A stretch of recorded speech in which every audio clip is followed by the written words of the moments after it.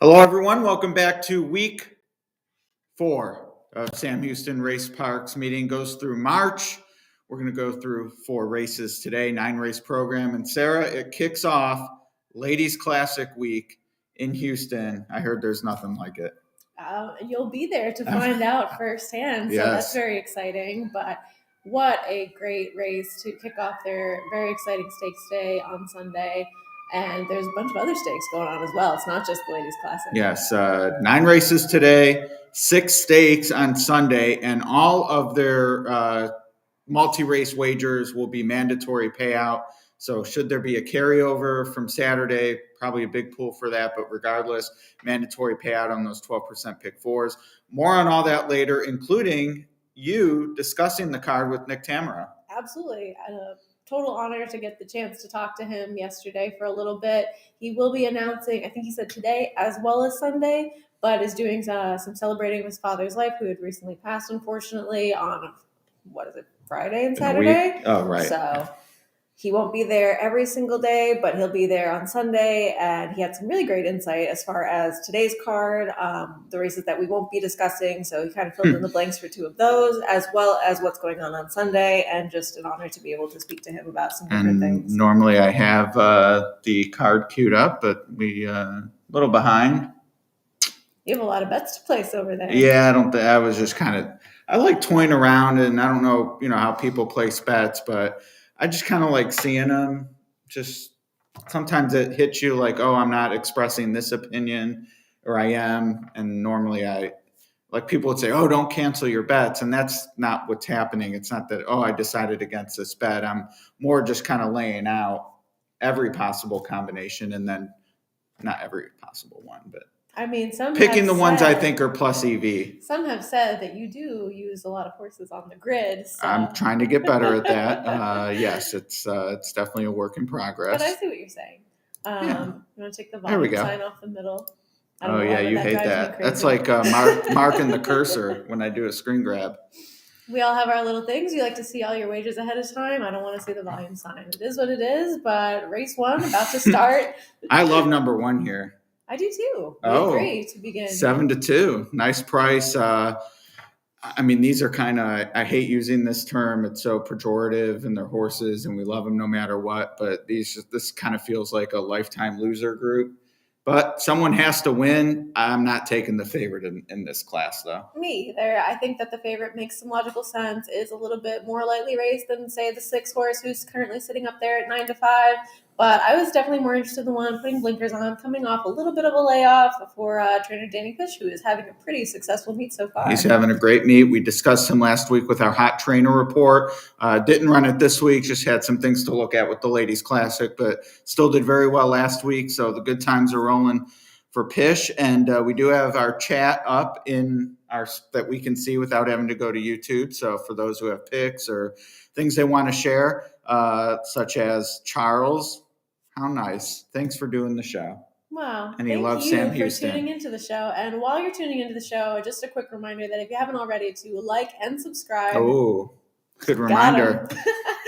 And you want to hashtag smash it on that button before we get started here. So thank you all for joining us again. And we'll be incorporating a lot of the chat. We have a lot to discuss with Ladies Classic Day on Sunday, Pegasus World Cup on Saturday at Gulfstream Park.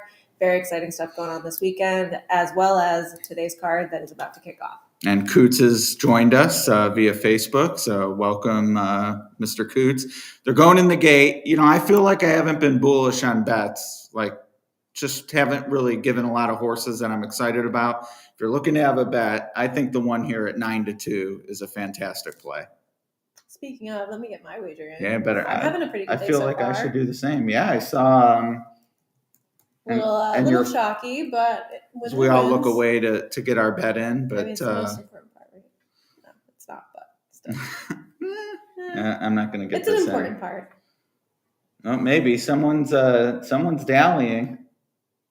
As in dilly-dallying? Yep, I'm in. Nice. All right. Same. Numero uno. That's the one. Looks like we're going to have a little dead air to finish as they traipse around the gate, behind the gate, I mean. But yeah, 4-1. I thought the horse looked good at 5-2, so I'm in. Yeah, I agree. He didn't show that much last time out, but in the start before that, kind of like broke a little slow, chased the pace, was just overmatched, but that was a 4-horse field. So I do like this horse coming back off a little bit of a break. He needs to break better today, but this is kind of, as you mentioned, the lifetime loser group. I would just say these horses are of a lower caliber of class than some others that we may see, especially on Sunday and Saturday at Gulfstream and things Certainly. like that.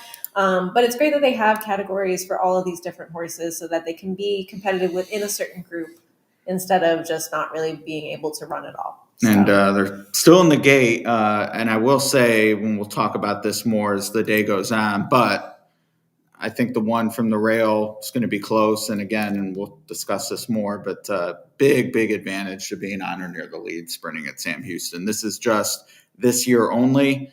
What's 55 plus 48, 90 or 84, or 94, 95% of the races have been won on or near the lead. So definitely where you want to be, definitely against this group could be a benefit with the rail. Who's that? The 2 not wanting That's to go the in? 4, actually. Oh, the 4. Wow. As your current 3 to 5 favorite, really not wanting to go in the gate. I don't love when one of them hates going into the gate as much because then everybody else has to just wait and sit there. And especially with horses that don't have as much experience, it's not always the best for their nerves. It may kind of throw them off guard a little bit when the gates finally do open. So it's not my favorite thing to see. So do you think it benefits? It would benefit the 6, honestly, of not having because he wasn't even back there, right? Yeah. And now goes in, so should be. And they're off. We better take this off. And the 1 did break much better today, so that's good. Can't decide which one I want to watch. So many options of video feed. Oh, I'm sorry. Blinkers went on today, not off. That's my mistake. Well, from the rail, maybe help with the focus. I'm not. Is this the guy that you hooked up with the subscription? I don't think so. No, but I don't. Oh, maybe. No. Yeah. You help someone, and we do. Oh yes. Okay. I just couldn't tell from the picture. Yes, that's the one. And thanks for reaching out. I appreciate it a lot. If you have questions about any of our products or anything like that, there it is. Outrun the Odds on Twitter, available for your conversation. And I guess seem like we're going to get there with our horse. I was going to say, I guess I should have been rooting a little higher, but no match for the winner here. Not our top pick, but was the power pick. Oh, okay, there we go. So which are free for even when we aren't on it, at least Horse Racing Nation. Yes. Now see this is. It sounds funny because it's like, okay, I didn't want to bet the favorite at 3 to 5. I would say my other option was, okay, if he's the only one that runs, or she, he or she, he. I mean, the first time starter I didn't think was terrible, and then you did get that one up for second at 18 to 1. Yeah. I went in the direction of loving the price on the 1, so I just bet that to win. No regrets. Yeah, I mean, that was my opinion and yours, so it is what it is. Yeah. I wouldn't have come up with the 3. I mean, there were just not a lot of statistical information available on that horse's connections, and morning line price was kind of high, and yeah, I mean, someone had to be second behind that performance, I guess would be, but it was running on a little bit. And remembering the track profile, he actually was the only one who closed. So. Yeah. Oh, that's definitely a good idea for a bet back next time. And then I would say that I would be very reluctant to play the 1 back after that performance, because it's like, all right, we gave the horse a chance with a couple of things that were changing, and you have to ask yourself, what's different about this time around if the horse isn't doing as well beforehand? So it seemed like a fair price to take that shot, but no, I'm good. Yeah. No, we took our chance. We did. We are now 1 for 4 in first races, though. This isn't good. Mm-hmm. If next week's, last week was probably the favorite, but if next week's pays $14, this is a pretty big if. We're up. That is a big if. All right, so at least there wasn't a pick 4 there. I probably would not have used the favorite. So no, I mean, again, like looking back, save money on that. Lost the win bet. Choice, but I didn't want to bet at that price. But hey, somebody has to win. That's right. Somebody has to win. Let's peep the chat. The horse made no sense. Coot says easy money. Jacob says 1-to-1 doesn't pay anyway. And Adam says thanks for posting the Baffert testimony. which I had to quit to do this, And I which think I was to happy your to do because point I'd rather play the horses and watch that. But right. I think to your point of not sharing the link, you did not share the link. I did not. You did not. We were asked not to share the link, and I can say with conviction that many people asked, and I did not. So that's how I sleep at night. So you want to do pick? Well, I guess let's talk Sunday before we get to the pick four. Sure. So Sounds we'll good. look ahead, longer term, Before before we we look look back. very short term ahead. Ladies Classic Day is Sunday, and let's see what there's the field. What do you think? Love it. I mean, I will say after Midnight Bisou and Latruska, it's a come down for sure, lacking that star power. But Pauline's Pearl, Mr. Steve, definitely a big supporter of Sam Houston and this race. So always appreciate his name showing up. But I would say, and I haven't totally dug deep on this, but I mean, certainly not a cinch on the level Latruska or Midnight Bisou were. Right. And I think, and we'll show shortly some of Nick Tamaro's thoughts on the Sunday field, especially the Houston Ladies Classic, because he has some very good insight about what's going on in that field. He did bring up that, at this time when Latruska did win this race, she wasn't quite the high profile horse she then became. That's true. Neither was Midnight Bisou. Exactly. So. And so the case could be made that this might be the start of a really good 4-year-old year for Pauline's Pearl, because I do think she kind of overlays this field. The 7, the Mary Rose, does have a really standout figure last time out, but I think once you have that big jump in buyer speed figures, you kind of have to ask yourself, okay, is this a repeatable performance? Are they going to run back to that number? That's right. If she does, she's going to be tough, and she does have more tactical speed than Pauline's Pearl does, but it's not something that really enthuses me when there's such a jump in buyers to see that next time. I kind of want to see one and then get a feel, or if it's more of a gradual increase, then I feel a little more comfortable with those to use. So you're a believer in the bounce? The bounce? Have you not heard that? I wouldn't say Youngin? No, I know what the bounce is. Okay. I wouldn't say that I'm a big believer in the bounce. I would say more that I want to see consistency in numbers. So if that's her last out stakes buyer, level especially. Right. If that's her last out buyer and it's such a big difference from anyone's before, I don't think that she's going to run poorly next out necessarily. I think that I would want to see 2 or 3 around that figure before I fully buy it. Right. Well, let's see what Nick has to say. Which number is it? It's going to be the 4th one, I believe. The 4th one. Take that off. Going forward as far as the card that's coming up on Sunday with all the stakes action. I know it's kind of one of the biggest days there, if not the biggest. Oh yeah, this is our big one, no doubt about it. I mean, very excited about the Houston Ladies Classic, the opportunity to call a race that really this quickly has developed a pretty nice history. And obviously it's been kind of a launching point for some really big campaigns over the last few years. And I mean, I think it goes without saying that we don't really have a Latruska or Midnight Bisou type, but if you think about a year ago, Latruska was just a grade 3 winner. She was a horse that many people thought was probably kind of an afterthought in the distaff division before she broke through. And I suppose there's an argument that Pauline's Pearl be that kind of horse. We'll see how much she moves forward as a 4-year-old. She's obviously got to run a lot better, and she's going to have to get a little bit faster, but showed some talent at various points here, clearly lived in the shadow of her stablemate Clairiere. I'm very intrigued by what we're going to get from the Mary Rose. The Mary Rose ran a very, very good race last time out at Oaklawn. And I mean, it was just a gigantic step forward from anything she had ever posted before. A 30-point buyer improvement on the stretch out. Perhaps trainer John Ortiz, who I think does a really terrific job, realized that she's more of a 2-turn filly and wants to go long. And she looks like the lone speed on paper in this race. So I'm a little concerned that she might be able to sneak away. And then I think the Connolly is just a fascinating race.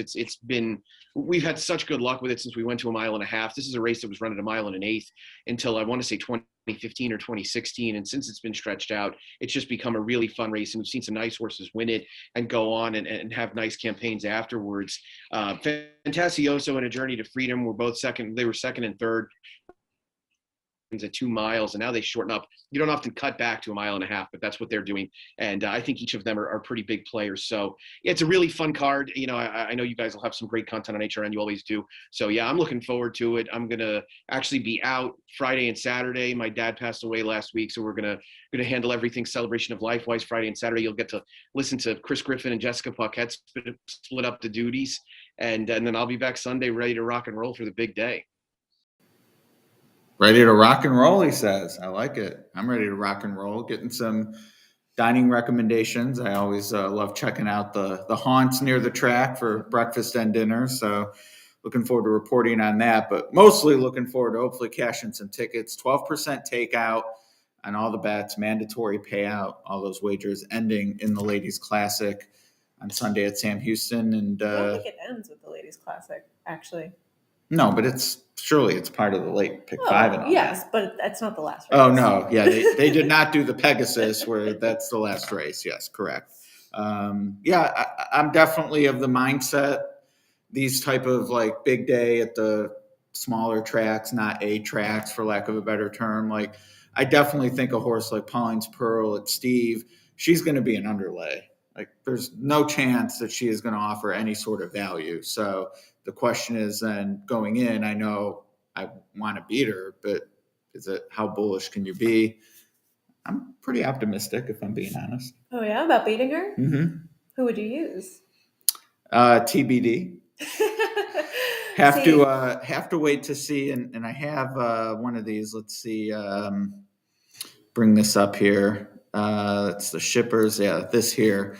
So one thing I have somewhat of a theory on that, more hypothesis at this point. I'm testing it to get it scientist to get it to the theory. Yeah, scientific method. It's great for racing. It is. We do a lot of stats on okay, what's been happening at Sam Houston so far, and okay, that's fine. Like, but does it really matter what Mindy Willis is doing in $5,000 claiming races when it comes to the stakes races on Ladies Classic Day? Maybe not. So what I looked at here was Ladies Classic Day since 2013, which is when it came back. They ran a Ladies Classic some point in the 2000s, but they've had it for 9 straight years now. Big stakes day, multiple stakes, etc. And I looked at just those days and what the trainers did on those days. That's what you see on your screen now. And Mike Maker, certainly a trainer who takes a share of money, ships in with favorites, etc. 21% on Ladies Classic Day, a positive impact. So he's won more races than the bettors expected. And to me, that is definitely going to be something I think about when it comes to playing on Sunday, because he has several in, as does Steve Asmussen, who's a little more on the negative side. Kyle Broberg actually decent on the big day. And then you get into some of the more local trainers who do not have good numbers. And that's something I'm going to keep in mind Sunday and hopefully to my advantage. Absolutely. I think you bring up a great point that this is kind of the day that a lot of people do ship in and do bring a lot of horses because they are interested in those purses and the stakes that are included. And it might not be the time to shine for some of the local people. And one thing interesting, and I'm not sure if Jose's in this time, but just worth noting, he had 7 wins. And I made that red. That should be green because it's positive. But a guy like Jose, who's certainly going to get bet when he ships in, still not actually bet enough. Very similar to the stats we saw with Flavian Pratt at Santa Anita. I mean, these guys take a lot of money and are still in the positive. So sorry about the miscolor coding there. But all that's to say, between the Mike Maker stats, seeing what Jose has done, Florent Geroux also positive. Don't be afraid of the shippers, even though they're taking money, because times they don't take enough money. That's a fair point to make. Seems like you're set for your day at Sam Houston. I am. And the final bullet point I'll put on that is as a reminder is in Texas, there's no ADW. So a lot of the local money is all on track. And I do think on a big day that actually can affect the pools. There's a mandatory payout at Gulfstream Sunday, so that's going to attract a lot of attention. I do think there's going to be a big opportunity to beat obvious horses on Sunday with the 12% takeout mandatory payouts. And I'm hoping I need to drive back. I have so much cash. I've never heard that term before. I hope That's so the goal. too for Yeah, you. Maybe you'll be buying some lunch next week. No, Ron's up for that. Buying lunch? Yeah. Why? What did he do? He's Ron. Just because. Yeah. I mean, he is at that competition. He is at the Vegas. NHC. He's not playing though, but maybe he'll befriend the right person and get a kickback on a win. I hope so. All right. Well, speaking of getting a win, the early pick 4 starts here in race 2, and the HRN power pick is once again number 4, who's once again the odds-on favorite. I definitely have as an A, but prefer another one in here. What do you think?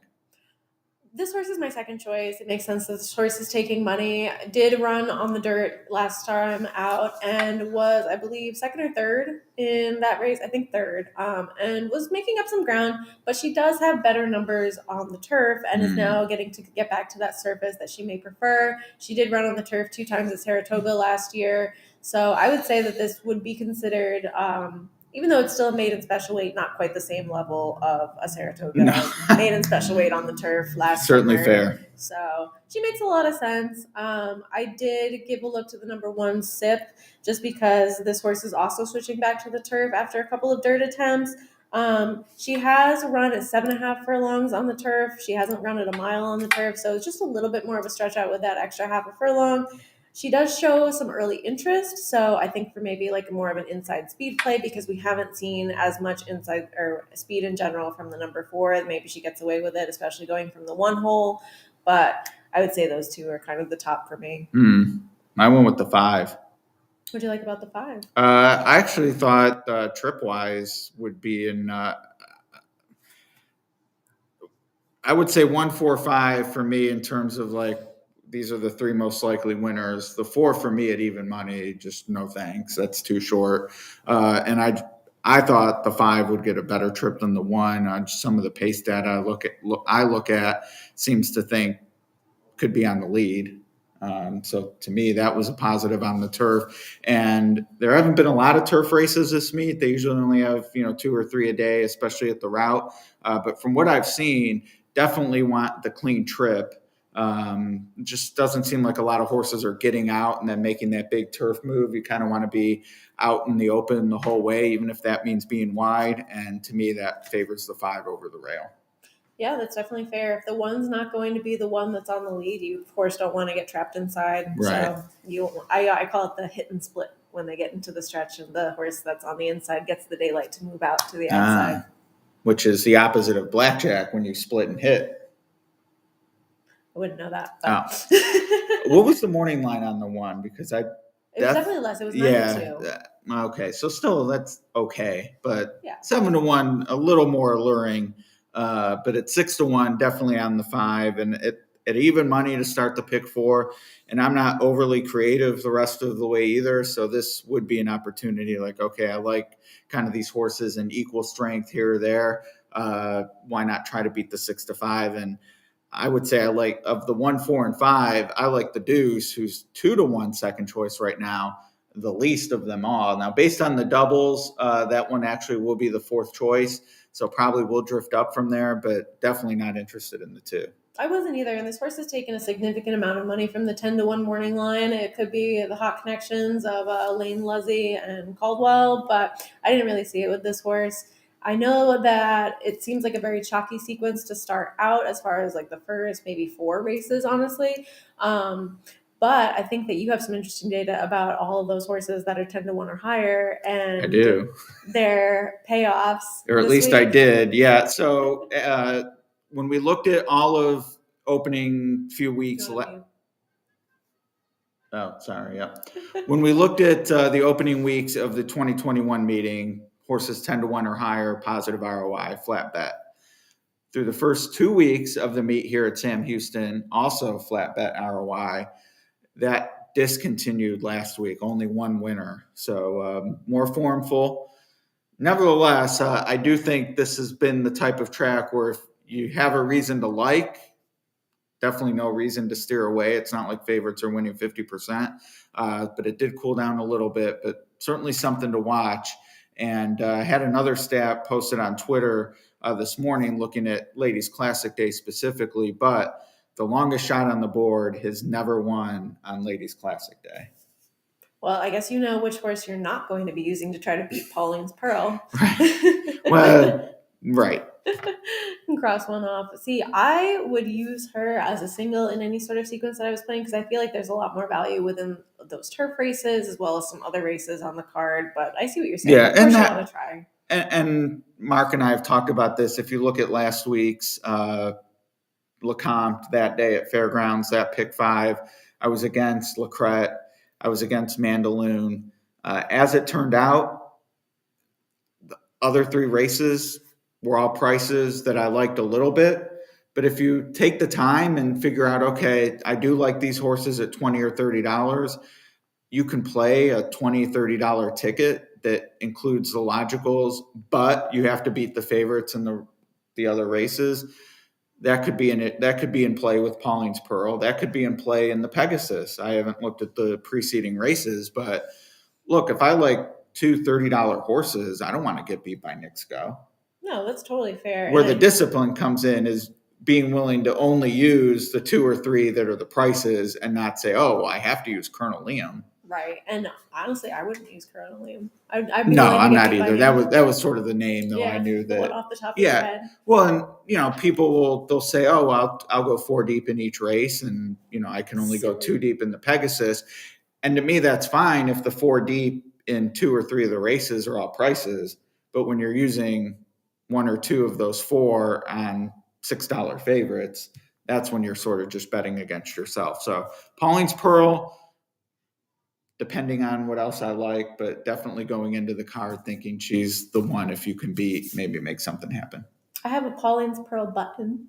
Really? If you want From to wear Saratoga? It. No, it's actually from Stone Street. I did a tour there in September. Well, I love my Malatop button, so maybe the 4-year-old fillies will throw down this year. And have a little. Well, I'm wearing my Derby Wars button. There you go. Yeah.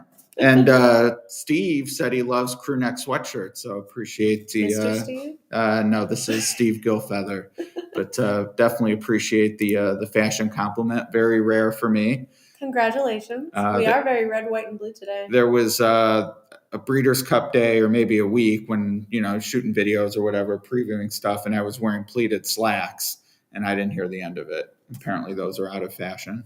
Apparently. So glad to hear that the crew neck sweatshirt passes muster for my alma mater.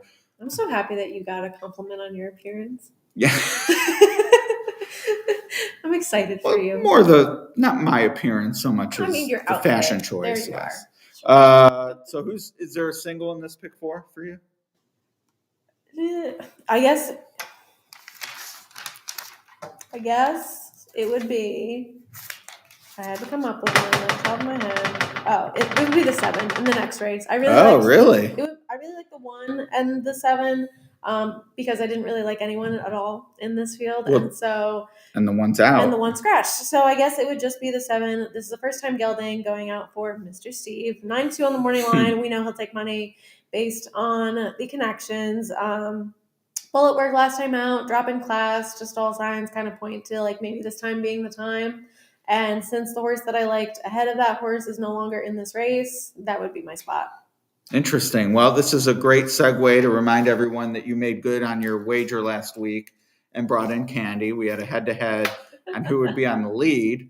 Or I lost. Who would be in front at a certain point. You lost. You brought in Candy, made good on your word. And I bring that up because you ate it all already? I did eat a lot of it, but an opportunity maybe to win it back for next week, although I heard we're having pizza, is I love the 5 in the next race. And I was between 1 and 5, and then, and I shouldn't say between them, but I thought, okay, these are the 2. I like the 5 better anyway, but now the horse I thought was the chief competition is out. So the 5 for me. 7? Oh, yeah. And neither has to win, but just finish ahead of. Head to head, yeah. Let's go. All right.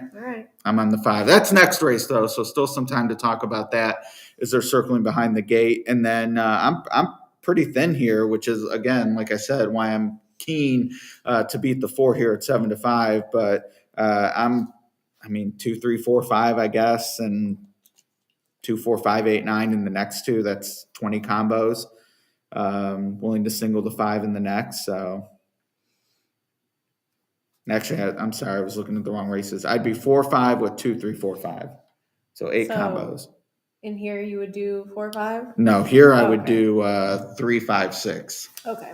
And I guess the 1 at 6-1.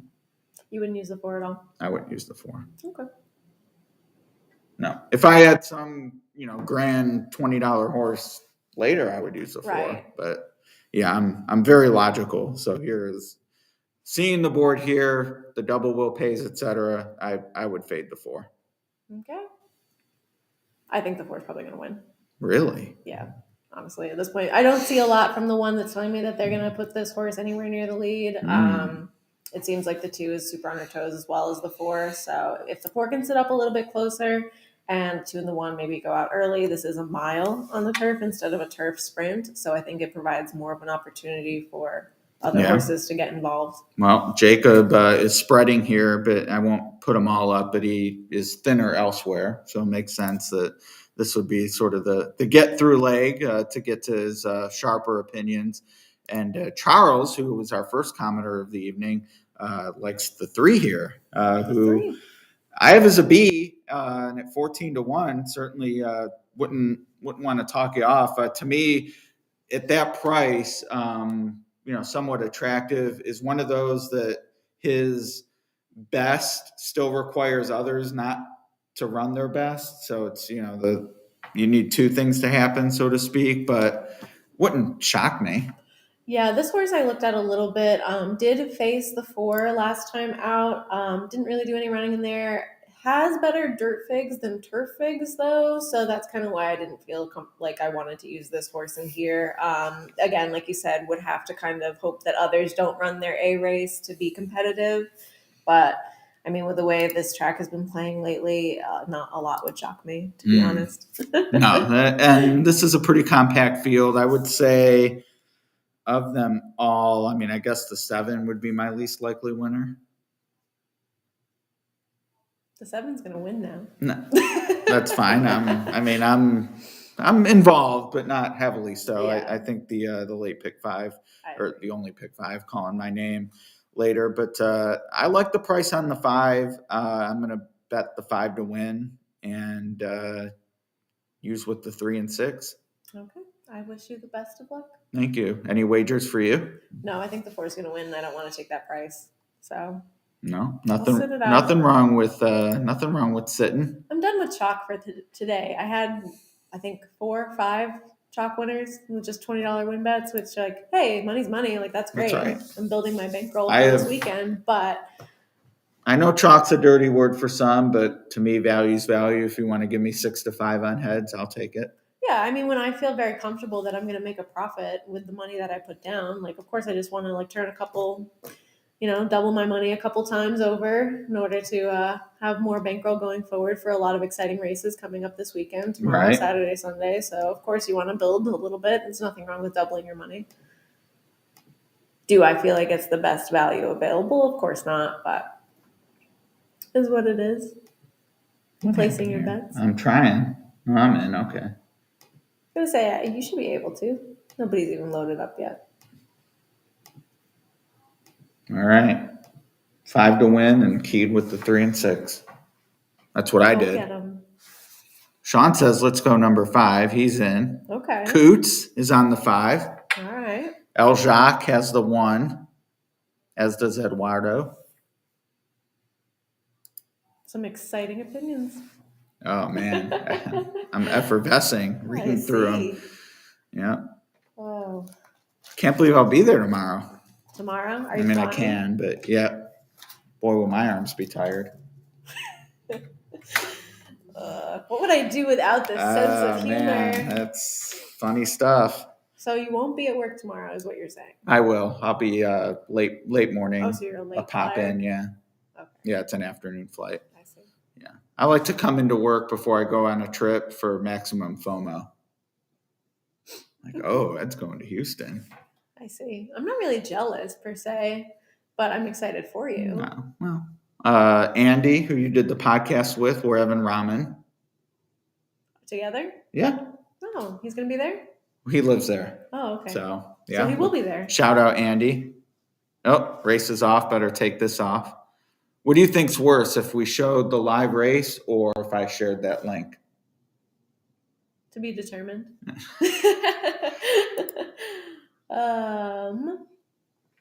Your computer's making sounds. Is it? Oh, it's Yeah. the call. Oh, you want it on? Wow. I mean, I don't care. I'm just surprised. Good position for the one, I would. Yeah. And who's riding? Eduardo Perez. Yep. Eduardo in our chat picked someone else, I think. Okay. But I Eduardo mean, this Perez. horse is getting away with No, Eduardo did pick. Maybe that's him. Palomares Perez. the jockey. Yeah. I don't think he'd have enough time. Probably not. Imagine. I mean, no excuses for the one to me, but No. seems like it may not be happening. 48-3. Yeah. Seems comfortable, but I mean, if they were in race betting, that would be the one I'd be most interested in. I mean, the 5 has horse, but it's going to need to find it right. Exactly. Where is she going to go? Had to tap on the brakes a little bit there. There is a hole. I don't know where the 4 is planning on going. There's absolutely nowhere for these the guys 4 got to go. ice in their veins. Yeah, there's nowhere for the 4 to go. Terrible, terrible trip. Are you gonna get there? No. 1-5. 1-5. Well, we had quite a few in the chat had the 1. Yeah. No, good pick. Patrick. See that? Yeah, that's awesome. Way to go, Patrick. Well done. I mean, got away with it like an easy lead. 4 got totally blocked.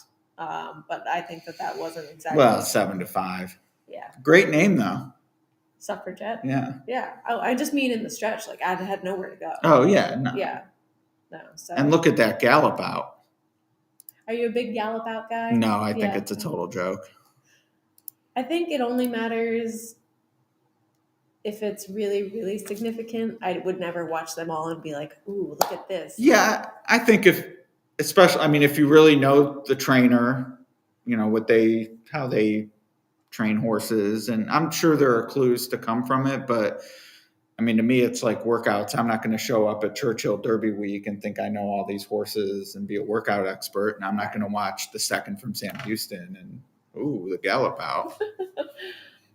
Jacob says, good job to those who used it. Coots says, disgusting. 5-2. So SIP, definitely some people went to the trough on that one. Yeah. Took a lot of late money. Again, my horse didn't win, but at 7-2, I feel like that was a fair price. And I think maybe if the horse pushing had the edge. Gotten out a little bit sooner, maybe would have gotten there. But maybe no excuses if the one did not win that one. Had everything really go her own way in there. So, hey, speed does well on the turf. There you go. I think that was like my main concern about the 4, and then she just had nowhere to go and ended up doing nothing at all. So. Yeah. 70 grand in the pick 4 pool, though. Very good. That many among those who are not me will be splitting. Yeah, I mean, at 9-2, 5-1, looking at my bets, I was like, the one's usable. At 5-2, I mean, yeah, I'd like to be live, but I mean, really, kind of the second choice behind the 7-5, and right. I don't think that I don't feel like I blew a chance. I don't think you're going to be missing too many bombs within the first couple sequences of this race. So. Well, we're halfway home. I know. We're doing a short show today. Short show with just have to get some things done before. You may have heard I'm going to Houston this weekend. No way. Yeah. Bring it up one more time. Yeah, heading to Sam Houston for the big day Sunday. So, yeah, I needed to take care of some stuff tonight. But 7:20 on your winner, the 1. Several in the chat had it. So, well done. And, Jared giving you some props. I mean, you did say that was kind of your alternative. So, I mean, on this piece of paper, this was my top pick, but It was? Yeah. Oh, Sarah. What? I changed my mind. That's fine. Yeah, you're allowed to do that. And 5 I didn't 5-2 anyway, so right. Whatever. So sometimes when you don't bet, but you were right about how a race was possibly going to play out, it's still kind of rewarding. It's not quite the same amount of reward. Yeah. Not to you? No. See, no. I just value unless you bet.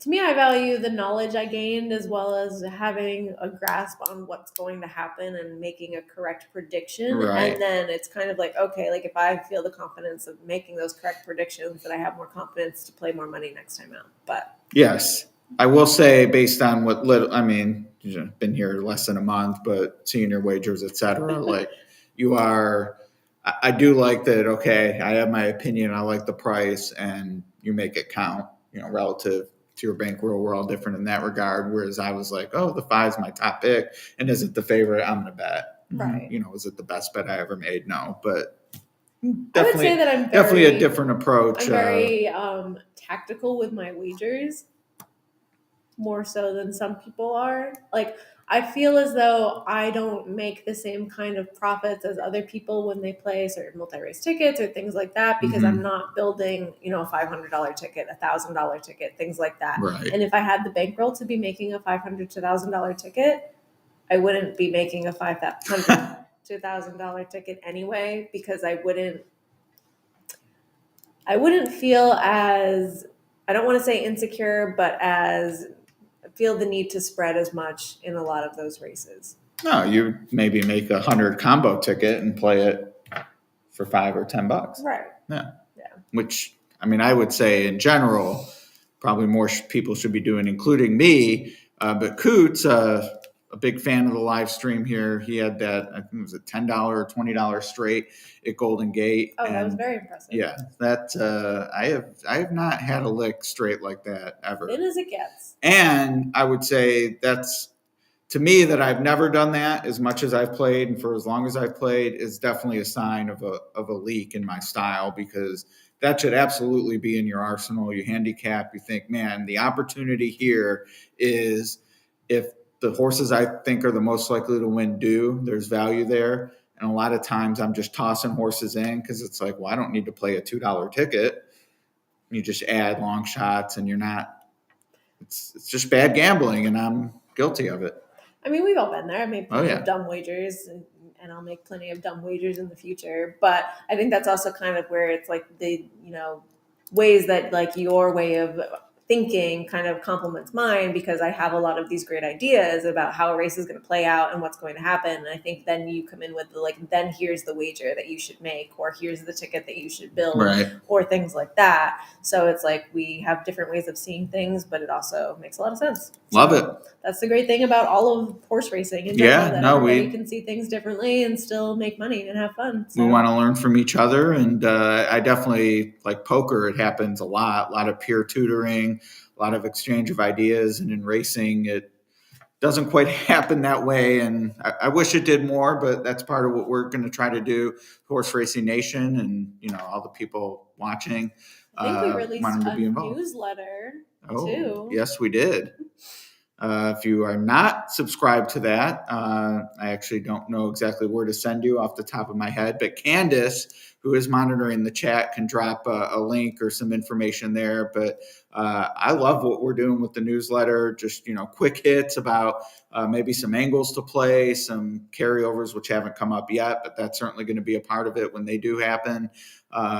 Just general information that we think all horse players can benefit from. Absolutely. And a lot of it'll be relevant to whatever day that you receive it. So it's kind of like an in the moment, like ideas about whatever's going on that day in racing. That way you can turn around those ideas, use them, fade them, whatever you want to do with them. But it's something that is applicable to whatever races are happening that day or the next day. And I think, speaking of, everybody's least favorite thing right now, at least so it seems, is the all weather at Gulfstream Park. And I feel as though it's not something that everybody needs to be as upset about as they are. And that it's not, there's a lot of very intelligent, smart handicappers out there. It's just one more variable. And now that a lot of these races have been going on for a significant amount of time on the synthetic as well as other synthetic, surfaces elsewhere, you can kind of get a feel for what horses prefer it, which horses run well on it, how it's working out, what jockeys are running well on it, post position bias, things like that. And so all of that information is available through Horse Racing Nation, and it's going to be listed in the newsletter as well, coming out. I think the next one is Friday. So we have some Tapeta tips and tricks in there for the Pegasus Day. And the mandatory payout Sunday. I'm sure Tapeta will factor in some way, especially if they end up off the turf with, I heard that mentioned they were off the turf today. Certainly, I'm sure they want the turf tip top for Saturday. So we'll see what happens Sunday. And Ladies Classic Day Sunday. And wanted to get back to your interview with Nick, which we split up. But as you were telling me, as we all know, a man of many hats, morning line maker, announcer, excellent handicapper. He's a frequent NHC qualifier. This year he's not there because he's calling the big weekend at Sam Houston. And with his father's passing, that would have been tough anyway. So, but anyway, a man of many talents and hats. And which video here I think the second does he extol the virtues? The most fitting for his many. And you also make the morning line too, right? I do. Racing's most thankless job, making morning lines. I've actually made the morning line at Sam Houston for, I want to say, about 5 or 6 years now. It was something that I started when the prior morning line maker moved on to a different job, who was the announcer actually at the time. And so they asked me to do it. And, it's, as I said, it is not a job where most people or anybody ever says, boy, that was a really good morning line. In most cases, it's, oh my God. I had a guy tweet to me last week that we talk a lot on Twitter, and he said to me, he made a disparaging comment about somebody, and he said, who's making them, basically, who's making the morning line there? And I said, I'm making the morning line. And he said, I didn't mean to insult you. I said, no, it's not insulting. I had a couple of bad misses on Thursday night. And I'll tell you what's funny without going into, terribly much boring detail about it, but doing the morning line now and also doing a tip sheet and calling the races, I try to make sure I'm as familiar as possible with the races and how they're going to unfold. My background really is as a horse player and a handicapper more than anything else. But there are now times where I'm handicapping the races after making the morning line. And I think to myself, damn, that horse should have been a lot shorter, or what were you doing? Why weren't you paying more attention? So maybe I need to figure out a bit better process. We're still early in the meet, so there's hope for me. Yeah, absolutely. It sounds like you wear so many hats, and to do them all well is quite an accomplishment. So, to anybody that has anything to say as far as disparaging comments, and of course there's going to be critiques everywhere you go about anything you do. It's sure. Like, can you wear all those hats? I don't think so. So, yeah. Right. Doing a great job over If the morning line is the thing I do a bad job at, of those three, I'll take it. Yes, that's fair enough. And also the fact that you're just willing to say, like, oh, I messed up, or, oh, I should do this better, whatever, that means a lot. So I think anybody can see that you're hardworking and doing your best out there and appreciate that, if not anything else. So. What a guy. What a guy. Nick Tammaro, everyone. We'll hear more from him in a little bit. I know he has some thoughts about races 5 and 6, which we won't get to. So it'd be good to have him send off our viewers with those thoughts before we sign off for race 4. But morning line, a thankless job. But I will say you could absolutely 100%, even when it's wrong at times, as invariably it's going to be, it's a tough thing to get right all the time. When it's taken seriously at a certain track or circuit. David Aragorn at Naira, when Joe Christofek used to do it in Chicago, Nick at Sam Houston, you can tell it shows. And as a player, I appreciate it. Absolutely. And it's not a job that I have any desire to do. So the fact that he's doing that, he's calling the races, he's, making the tip sheet, he's doing all sorts of things and wearing so many hats and doing them all well. And like he said, if the morning line is the thing that he is the worst at, he's okay with that. So someone that clearly cares about this game, and we need more people like that. All right, and there is the sign-up link, which you cannot get to, I'm sure, from that overlay. But if you go into the chat window, it's just 2 up, that Horse Racing Nation. Sign up for the newsletter. Got another one coming out either Friday night or Saturday morning, looking into the big weekend. Pegasus, the big race on Saturday, Sarah, and I put together a fair odds chart because I am extremely excited to wager on Life is Good. And in any situation where it seems like, whether it's a 1 or 2 horse race and it's very obvious they're going to take a lot of the money, I like to do this fair odds because it, forces you to think, okay, how likely are these horses really to win? I think Life is Good wins the race 50% of the time. Nick's Go, I have at 40%, which is 3-2. And then the other ones, all complete long shots. Maybe there's a chance one of the 45-1 horses I like is actually higher than that. I'm not saying that makes him a win bet at 60-1, but it's maybe something to watch a little bit, but I'm on Life is Good here. I am too. And I think that's something that we've talked about too. That's something we both agree on. I love Nick Sco. Don't get me wrong. He has been class tested much more than Life is Good. He is very accomplished. He's fast early. That Whitney was incredible. I have a lot of canvas art in my, wherever I'm staying, anytime, wherever I am. There's 2 on my desk. I have 2 of Nick Sco from 2 different races. I don't have 2 of anybody else. But to me, Life is Good is faster than him early. And if there's a horse that's faster than him early, he doesn't win. And so I think that it's something you have to consider, that if Life is Good is going to be faster than him early, which I think he is, and a lot of people do, and so does even the Timeform US pace projector, you have to wonder, okay, then what? And so let's say Life is Good doesn't win. I don't think Nick Sco wins either. And so then I know we're all kind of saying, like, okay, well, who have you got for third? And to me, that third would actually be Stiletto Boy. Yeah, I would. Well, real before we get to the field like this, back to my fair odds. I have 3 sort of in the next tier after the obvious 2. I just made them all 45-1. In my mind, I'll look at the Exacta Will Pays. I'll look at the win odds. If one is clearly the longest choice of those 3, which I would anticipate could be, Chess Chief probably will take more money than my fair odds, certainly. Is the 3rd choice on the morning line at 10-1, and I have him as the co-6th choice. Fair odds, I don't think he'll actually be that. It'll be a lot lower, but what I'm saying is he'll attract enough money that one of the 3 that I have at 45-1 is going to offer some allure even underneath the top 2, perhaps. So I'll look at the Exacta Will Pays. If it's Stiletto Boy, fine. Empty Tomb, Title Ready, whichever of those 3 are the longest price will be the one, if I want to just have some sort of action bet on a trifecta, that would be the one I would key with the other 2. But see, that's such an interesting approach, because I would never think of it that way. I would just be like, who do I actually think is the most likely to finish third? And to me, Stiletto Boy is that standout over the other 2 that you mentioned. So much so that, like, unless he's 10-1, which I don't think he will be, that would be it. Yeah, no, the morning line adds up to 126. So I'm actually eager to. I think there's a chance Nick Sco is odds on, which to me means Life is Good could be 8-5. And at that price, like, there's nothing there.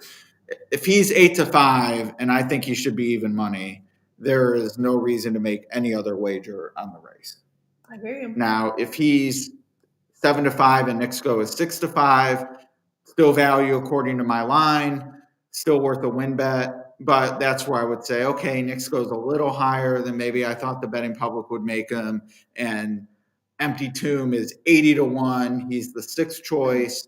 Okay, let's see what I can do with Empty Tomb for third. I don't even think I'm going to play any other horse to be second. It's Life is Good to win, and then maybe some horse third where Nick Sco can be the winner. But, to me, if anyone but the 2 win, I'll be stunned. Me too. I think that it would have to be an all out crazy speed duel, and then something happens. But I don't see either of them getting tired, because we haven't seen it happen before. They're just class animals, and they're freakishly fast. And I'm just really excited to watch that race, regardless of what happens. Of course, I think that Life is Good is going to win, and that's my opinion, and that's where my wager will be, and that's what I would like to see happen. But I'm just excited to see 2 really great horses face off against each other. Steve asked if they'll be co-favored at even money. Coot said someone's going to be 4-5. I don't know if he means Life is Good or Nick Sco. I do not think they'll be co-favored. I personally do think Nick Sco will be clear choice. By that, I mean it won't be like, oh, they're both 6-5 and one has a little more money than the other. You will know by the win odds who is favored, and I think that will be Nick Sco. I agree with that completely. I had the pleasure of seeing Life is Good in his defeat to Jackie's Warrior over the summer at Saratoga. It's a very, very nice horse. Not that Nick Sco isn't, but just I haven't seen him in real life. So. Yeah, and I actually made that point to Mark, and Life is Good didn't get it done that day. He's not a sprinter.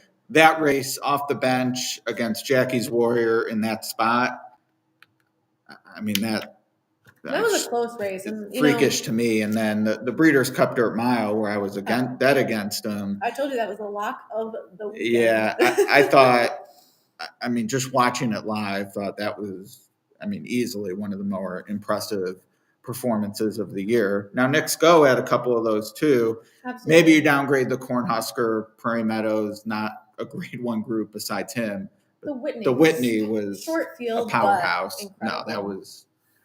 I mean, if Nick Sco brings the Whitney, which I actually thought was better than the Breeders' Cup, his classic, and Life is Good brings that dirt mile to this race. I think we're just in for what's going to be the first insanely exciting race of this year. And I think if this is the first one of this year, we are all spoiled rotten. Hopefully first of several, because I'm trying to remember I can't think of it now. Well, I mean, the Airgate and California Chrome had sort of the rematch, which wasn't much, but there was one year there was a awesome race early in the year, and then so hopefully the first of many. This is the third of 9, the third of 4 for us, streaming at least, and start of another pick 3. And yes, we have a head-to-head. I am somewhat they're about co-favored now, so a true head-to-head. No one should feel slighted having to take one or the other. I'm on the 5. You're 7. To Heinz Exacta for the in each other's camps, though. Tell everyone again what you like about them. Yeah, this horse just makes a lot of sense going out for Steve Asmussen, these connections. Of course, they're going to take money. It makes sense that this horse is taking a ton of money, especially the one scratching who was my top pick in here. I just didn't really love anybody else as the 5 goes favored now, but this horse is dropping in class as a bullet work last time out. Just, first time gelding, a lot of things that are changing up enough that I feel like this horse could get the job done, and nobody else really screamed out to me as a horse that I was super excited about in here. So with my top pick coming out, this is where I landed. I get it. No, for me, the 5 had what's called, I'm one of the myriad handicapping services I use, a new pace top, which based on their pace ratings means it ran its fastest race early without running its fastest overall race. So if you think of it like time form, it got faster early numbers without getting a lifetime best final number. And based on the theory of the founder of these numbers, Kerry Photius, that means improvement next time out more times than not. So that was part of the reason for liking the 5. Obviously at 2-1, getting to be the floor of what I would want to take in terms of a win bet. But in a head-to-head with the 7, would be happy for another round of candy next week. Now, is that the right kind of candy that you wanted? Do you have any candy requests going forward? Is that acceptable? No, and we're talking about the Sour Punch straws, by the way, not the Sour Punch I do like bites. the straws for more than the, what do they call those bites? Yeah, the cylinders. Also, none of this candy is really sour. The string is more sour than that. Yeah. Sourer? Actually, I had to go buy more of those specifically for you because I bought 2 packs of them at the beginning of the week, and I ate the last one yesterday. What was the ones we had when we were meeting with Mark that were not sour at all? Oh, the tropical ones. Yeah, that was a disappointment. It was like Starburst. You know that I honestly signed up for their email mailing list, and they sent me a coupon. Oh. Which they would have done for anybody, so I'm not special. But so let's see here. How about this? Eduardo, who had the 1 in the last race, says Commander. And is it Commander or Commandeer? I think it's Commandeer. Yeah. I will say, on paper, not a fan. Handicapping the race. Eduardo, God bless you. I don't see it. But Julian Leparoux. That's her favorite. Is in the saddle, or will be. So, maybe that's a $2 Mad Money just to say I had something on it. Yeah, you never, I don't know how you are if you even have a favorite jockey, but I mean, I never want to get beat by Leparoux at 80-1, which it will beat me because significant investment on Life is Good. You're not going to bet on the 9. I'll bet 2 to win. You're not going to bet more. Plus Eduardo, who had the winner of the last. Jared notes that Life is Good destroyed Hot Rod Charlie. Definitely good company lines. Nick's Go Obviously, he has good ran them company off their lines, feet but too, though. yeah. So, but I get it. It's definitely worth noting. Jacob, who has had some picks with us tonight, notes the number 3 taking some money. And speaking of that, Patrick, who I believe had the winner in the first race, notes that the 3 is stretching out here, and maybe I'm guessing he's mentioning that because it's a positive 6-1. 4 to 5 on the 5. I'm out. There will no win bet on the 5. I like 9-2. That's the morning line for the 7. The 3, Yeah. bringing up a good point. I did use this horse in the competition I'm playing in. Oh, no competition. Well, the stable bull, Yeah. but yeah. For Danny Fish, again, hot trainer, doing well, taking a ton of money, like you said. This horse has every reason to improve. I wouldn't have considered to be, on top. Not a horse I would expect to win, but a little underneath. Had to use somebody in there, and that was the next one. Yeah. No, I have it to B. Plotted well on optics, so there's certainly some things to like. I would say, I mean, I don't really love the price on the 5 or 8, which makes your 7 a little more attractive from a win odds standpoint. But the 3 at 6-1, I would say, is a better price than either the 5 or the 8. It's time to place a wager. All right, Matt. Here's a fresh look. Matt says the 4 wires. Which Matt? 14-1. Matt Carlson. I know a lot of Matts now. We work with the Matt. Yeah. Don't we work with 2, technically? No. Or there was another Matt. Oh, here. Matt Schiffman is the horse. Yeah, I mean, he does work for us. I'm not making this No, up. I had to process who you could have met. And there is another opportunity to remind everyone to subscribe to our channel. And if you do, you will see Horse Center with Brian Zipsey and Matt Schiffman.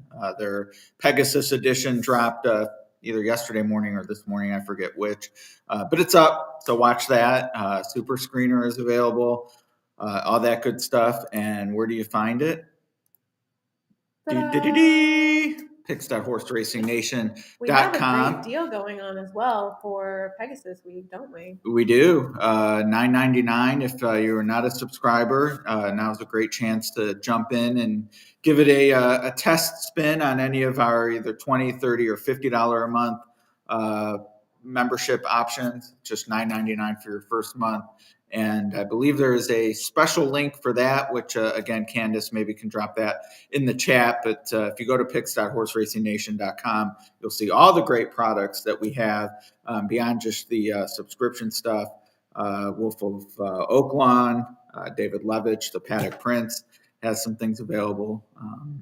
I don't know what the statute of limitations is on his Pick 6 hit, but he did give out a winning ticket at the mandatory at Santa Anita. So maybe he'll do the same for Gulfstream on Sunday. Perhaps. That'd be nice. Maybe you will. Maybe I will.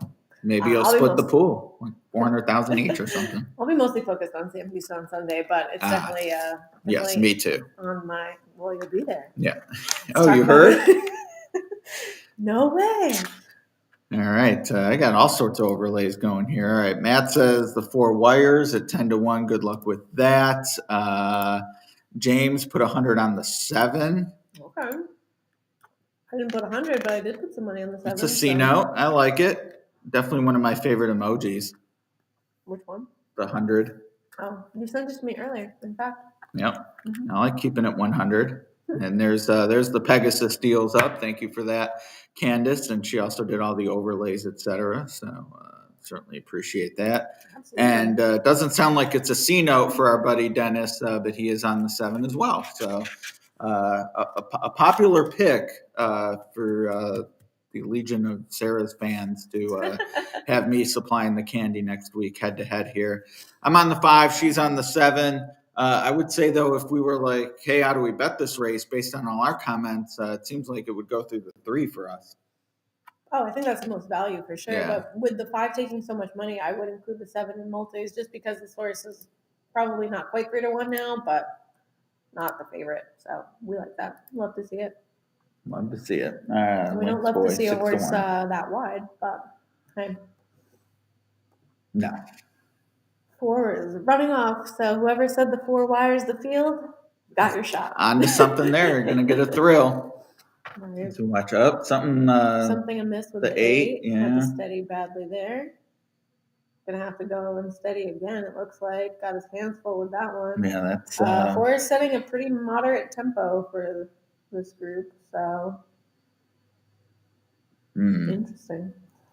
I wish the 7 wasn't out quite so wide, but is getting a stocking trip if good enough. So routes a little kinder to not necessarily needing speed than other distances at Sam Houston, but I mean, I would still say if you played the 4 to wire, you gotta be feeling pretty good right feeling now. pretty good, and the one tracking is a bomb, 20 to 1 on the 6. Everybody is not making up too much ground so far.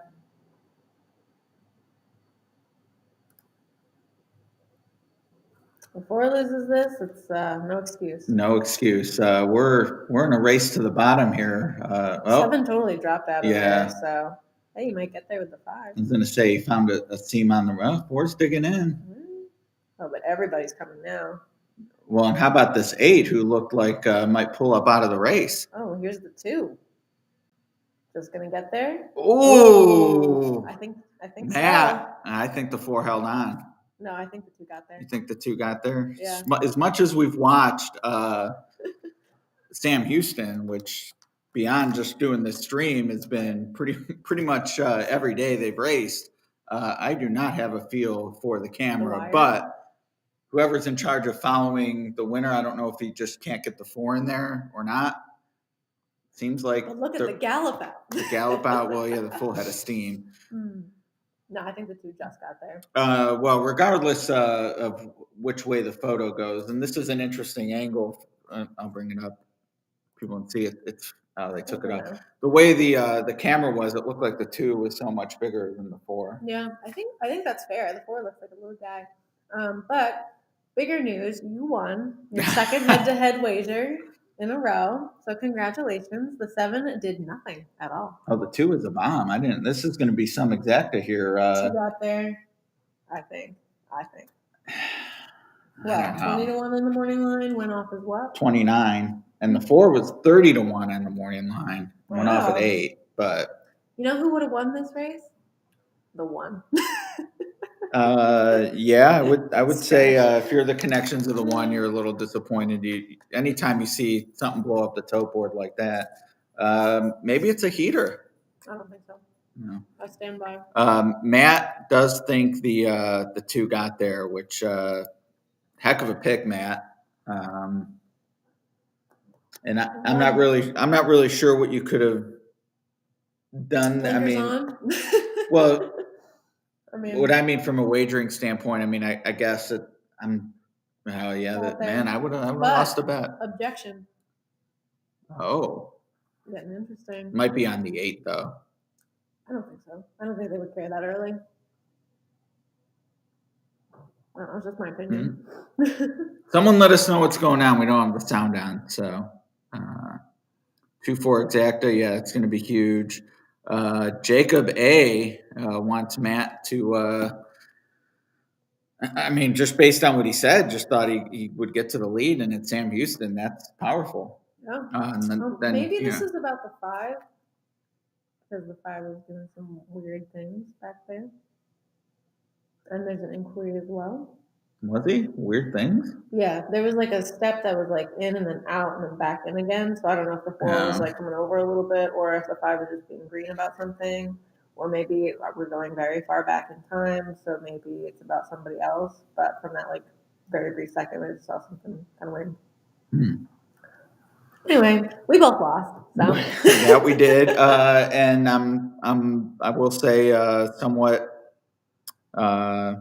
Disappointed I couldn't get out of leg 1 because I did use all a little bit here. It's a dirty word. I know, but I didn't realize the 5 would be 4 to 5.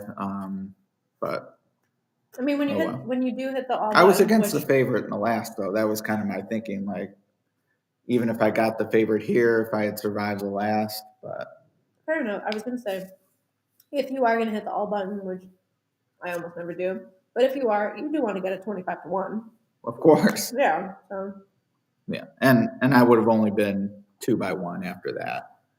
So I wonder what this inquiry and objection is about. But I think man, what a call! What, the two? I mean, just she called the shot. He said the 4 wires him, and I mean he didn't, but I mean, he almost did. yeah, So right. looked good for a little bit there. All right. Yeah. That was race 3. Pick 6 coming up. Our last race of the night before we. Oh, it is between the 4 and the 5 with that little weirdness. And as we're waiting on this, I will bring this up because race number 4 is our projected slowest pace of the evening, based on the pace report, which is available at picks.horseracing.nation.com. We're getting real good at this. Yep. Snowman, the 5, projected to be the leader. Some confidence there, but I definitely thought this was an opportunity more for the 5 than the 4 in race 4.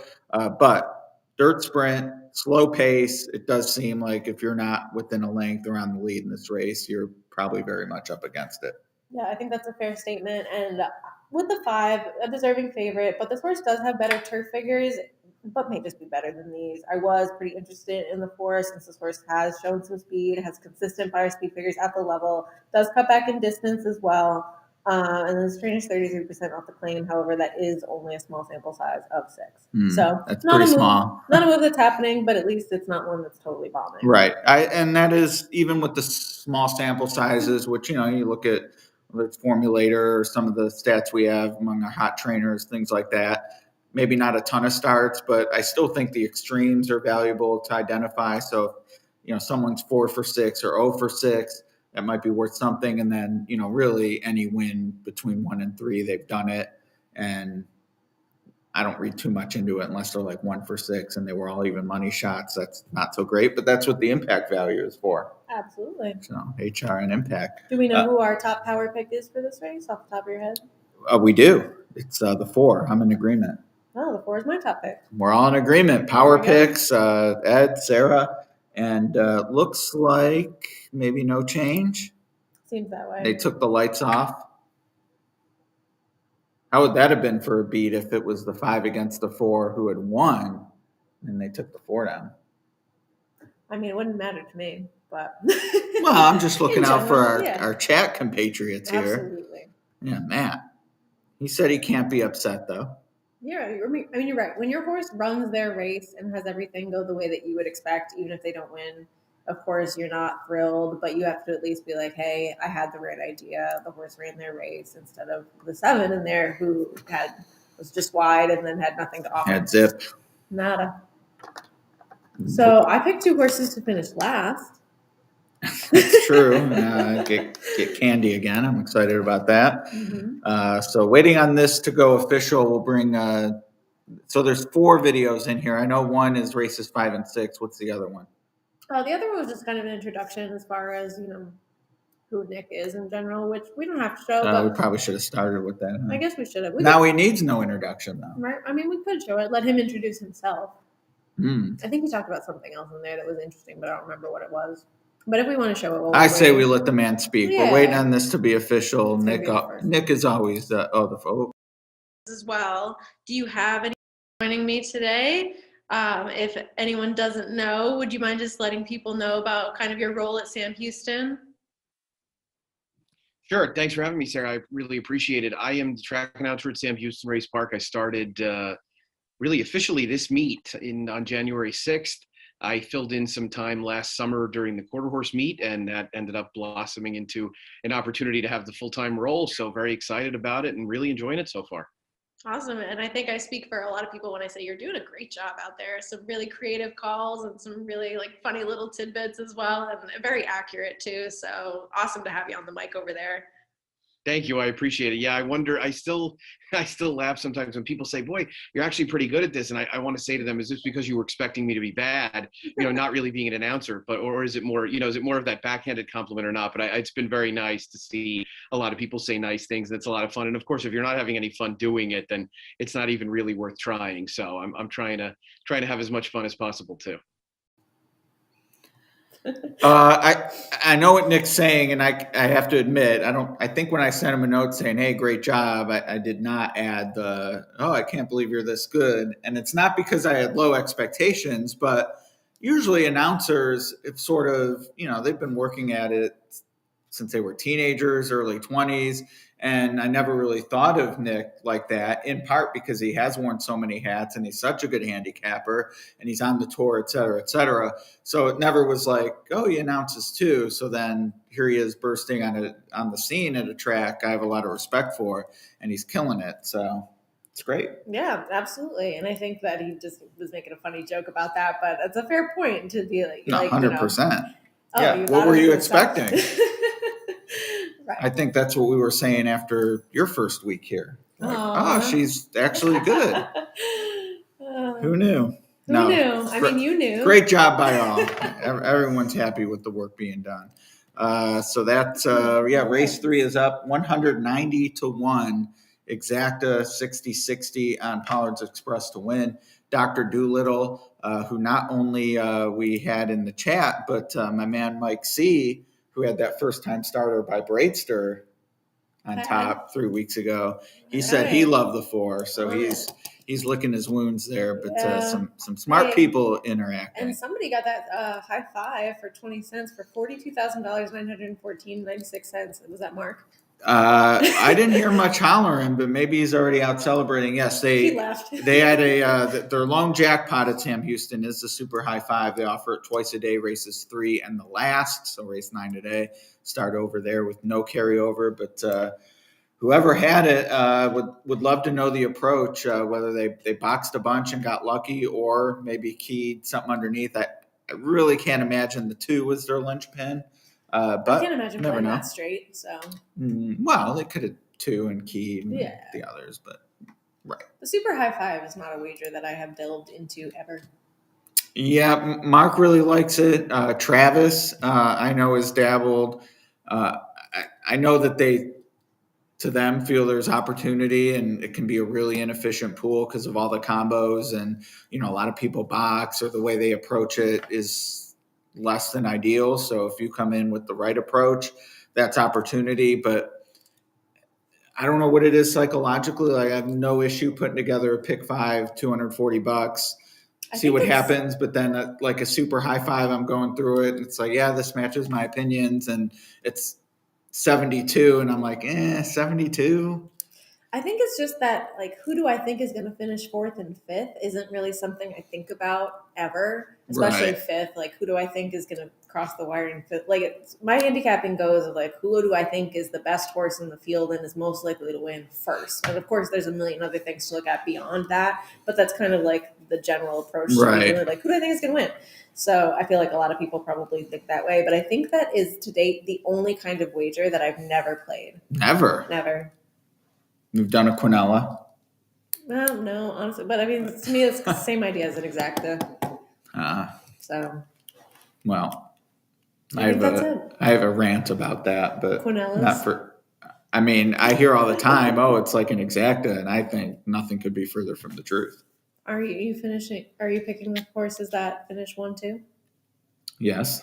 Okay, so then when an exacta, aren't you picking the horses that finish 1-2? Yeah, but it's exacta is an exact order. But you can box it? Well, you could box it. Okay, so then if you have the horses that are finishing 1st and 2nd, and it could be in either order in both of them, isn't it kind of the same idea? Same idea, but... Okay. But a Quinella, it's the same payout no matter what. And an exacta box, it's not. I didn't say they were the same. No, I'm saying that's a big difference, though. It is, but it's the same idea. Yeah. Like, a trifecta is not the same idea as a super high five in the sense that you're doing something different. Yeah.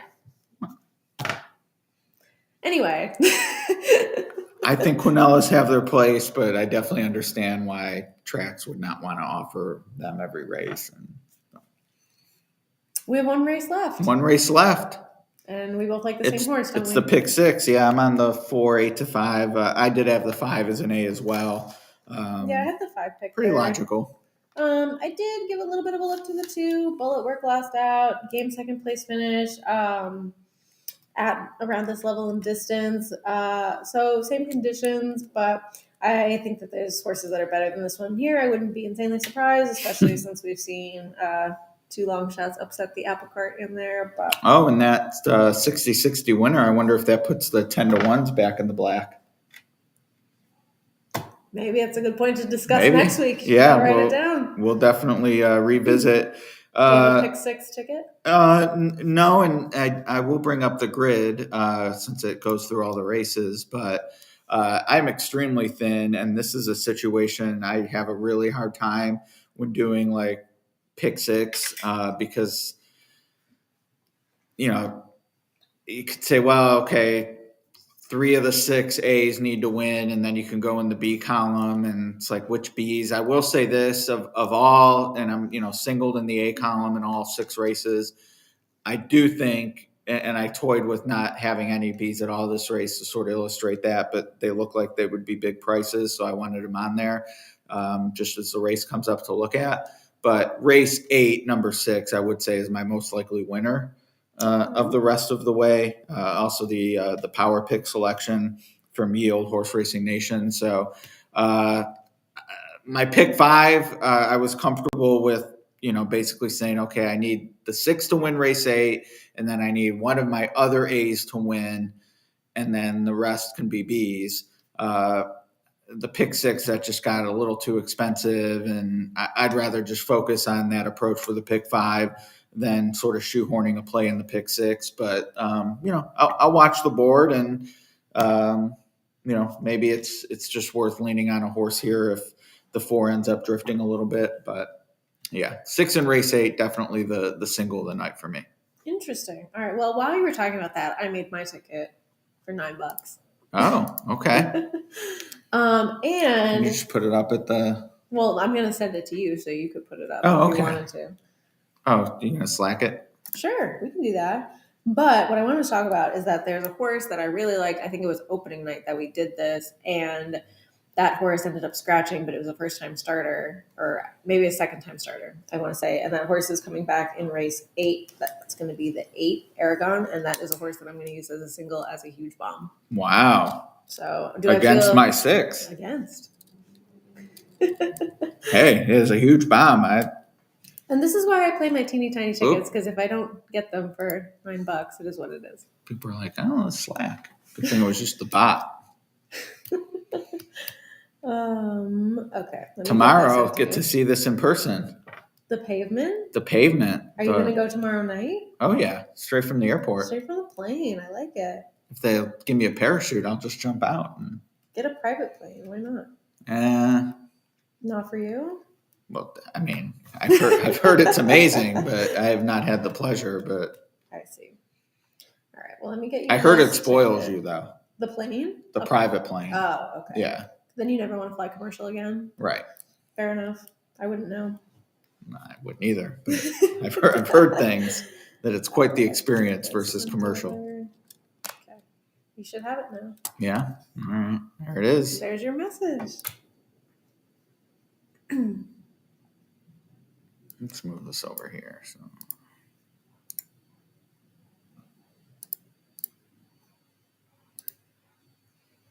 Da-da-da-da. So much maneuvering. Oh, Restream's great. Oh, absolutely. Yeah, this is. Those videos uploaded in like less than a minute. It's great. This is a chain ganger. There it is. $9. A big single on the 8 in race 5. Leg 5, excuse me, race 8. Let's see, 4 here. Follow. Are you writing down my ticket? Yeah. Even though I just sent it to you. Well, that won't be up when I'm following along later. That's fair. Yeah. All right. So agreement leg 1. Mm-hmm. Leg 2, serious. I don't want to say disagreement. You're 3 deep. I'm 4 deep. and I don't have the 6 4 deep that you do 3 deep. So I would say that's a race That was actually my top one. we're against. Agreement leg 3, no agreement leg 4. Well, we both have the 7, but I have the 7 with the 6, and you have the 1 2. No agreement leg 5, but I feel like that's kind of a unique situation because you're singling a bomb. I'm leaning on the obvious, and then you have a single in leg 6, which my top pick is the 9, but certainly understand the 11. Yeah, and it's like, do I think that this ticket is the best ticket I've ever made in 2 seconds that I really fully believe is going to hit? No. But if it does, it'll be very profitable if I single that 8. That might be the pool. Wouldn't that be something? Just like that super high 5 was the pool. So we have one more thoughts with Nick segment. He has some picks in races 5 and 6. He does, which I included in my bless you. That's number 3. That is. All right. Well, here's Nick Tamero with Sarah discussing races 5 and 6. As well, do you have any ideas about anything in particular on Thursday? Are there any horses that stick out to you, or any races in general that do? I thought the early part of the card was a little chalky, and of course you prepared for this, and I should have been better. I think the 5th race is a lot of fun. It's a turf route at a mile and a 16th. We're at 0 on the turf course for the first time during the meets. We've actually not had any races out of the chute.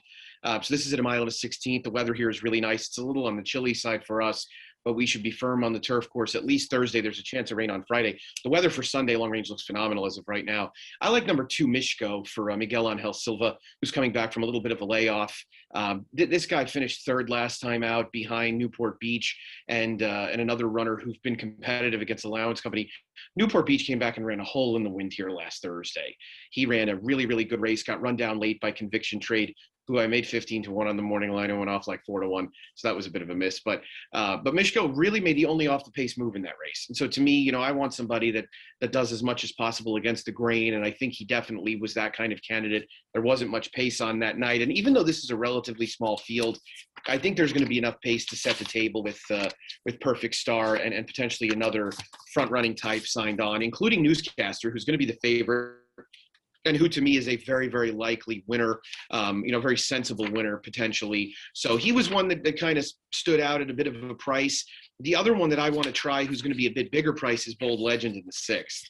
And, it was my opinion on opening night, and then talking to some people who follow track profiles a lot, that the rail was not ideal at Sam Houston on opening night. And, by of course, not by intention, but Bold Legend was all over the rail the entire way in the first race of the meet. We saw Texas Thunder come out of an opening night race and then come back and win one of the Stallion Series races last week. And he had an inside trip on opening night and then came back and ran very well. So I'm going to try and see if we can catch lightning in a bottle on that, because Bold Legend in the 6 should be a pretty big price. There you have it. Some pretty good prices for later. I would say some pretty good insight too. He does it all. From the booth tonight anyway, be off the mic Friday and Saturday. I saw Jessica Paquette filling in some races, Chris Griffin. Jessica was one of those sort of fill-ins during the quarter horse meet last year that Nick talked about. Chris was the previous full-time announcer there, now at Parks. Does some NYRA work, so looking forward to seeing them both. Yeah, absolutely. And I think that Jess is stepping into a role that women are not commonly in. And I think that that's something that we can all really cheer on and be excited for her about. And we love to see women paving the way for other women in this sport and in the world in general. So no doubt. Good for her. Yeah, no, I'm looking forward to hearing it live. I actually have never heard a woman call a race live. Me either. So they're out there. Angela called it Golden Gate for a while. They have the fill-in at Turf Paradise. Danny. And Jessica's done Sam Houston. I'm sure there are others, but it'll be cool and looking forward to that. Also looking forward to the wagering menu on Sunday, Ladies Classic Day. You even said you're going to be paying attention to this over the mandatory payout at Gulfstream. 12% takeout on all these bets, mandatory payout as well. And I'm sure they would have liked to get that jackpot high five, maybe going all the way to Sunday, but somebody swooped it. Was not to be. But they do have they have it twice a day, so they have 5 more opportunities to maybe have a mandatory payout carry over there. Race 11, jackpot high 5. Pauline's Pearl, I think, will be a big single. I'm against. I disagree, but hey, You do? I do. Take another look at that field. Yeah, I mean the Mary Rose. To me, what you said about the jump up and the figure definitely concern. Maybe not the right word. It's so price dependent for me. It's like, well, it's 6-1, very playable to run back to that number. At 2-1, not so much. So I think boots on the ground will help me get.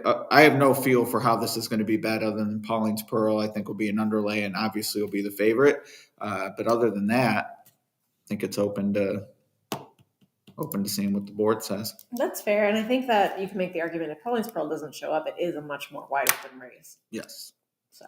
And my kind of thought is, okay, wide open beyond her, so why even use the second choice then? It's like, well, if I'm against her and I see it as this wide open 6-horse race, then the Mary Rose is even less intriguing in that regard. Whereas if it was like, yeah, Pauline's Pearl, absolutely 100% the one to beat, but she's going to be over bet, and then you maybe lean toward, okay, who's the second most likely winner? That's not the case for me.